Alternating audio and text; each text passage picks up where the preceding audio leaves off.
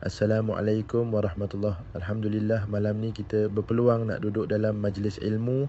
Moga-moga Allah bagi kita manfaat dan rahmat dengan apa yang kita dengar malam ni. Malam ni kita nak cerita sikit pasal satu tokoh besar yang Allah cerita dalam Al-Quran. Nama dia Zulkarnain. Siapa dia Zulkarnain ni? Zulkarnain ni bukan nama biasa. Allah cerita dalam surah Al-Kahfi ayat 83 sampai 101. Zulkarnain ni maksud dia yang ada dua tanduk, tapi bukan tanduk sungguh, itu istilah. Ada yang kata dia pemerintah yang kuasai dua penjuru dunia, timur dan barat.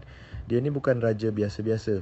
Dia ni raja beriman, adil, cerdik, dan Allah bagi dia kekuatan serta jalan untuk pergi serata bumi.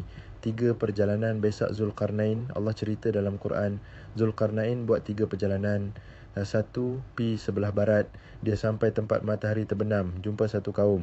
Dia tak tindas, dia bagi hukuman ikut amalan. Siapa buat baik, dia layan elok. Siapa buat jahat, dia hukum. 2, pi sebelah timur. Dia jumpa satu kaum lain, duduk tak ada naungan langsung. Matahari naik terus atas depa, tapi Zulkarnain tak kacau depa. Dia hormat cara hidup depa. 3, pi antara dua gunung ni paling masyhur. Dia jumpa satu kaum, depa kata, tolong kami, Ya'juj Ma'juj duk rosakkan bumi. Zulkarnain tak terus pi perang. Dia ajak depa kerjasama, guna besi, tembaga, buat satu tembok besar, kuat sungguh sampai Ya'juj Ma'juj tak boleh nak panjat, tak boleh nak tebuk. Apa pengajaran untuk kita? 1, pemimpin kena adil dan beriman, bukan guna kuasa untuk tindas, tapi untuk jaga rakyat. 2, ilmu dan kekuatan tu amanah Allah, kena guna untuk manfaat ummah. 3, kerja sama penting. Zulkarnain tak buat sorang-sorang, dia ajak kaum tu tolong sama. 4, pencegahan lebih baik dari merawat.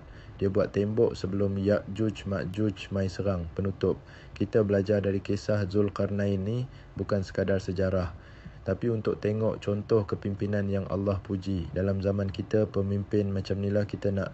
Beriman, bijak, tak sombong dan kuat usaha untuk jaga manusia. Moga Allah bagi kita pemimpin-pemimpin yang ikut contoh Zulkarnain, dan moga kita semua jadi hamba Allah yang faham dan amal isi Al-Quran. Amin ya Rabb. Wassalamualaikum warahmatullahi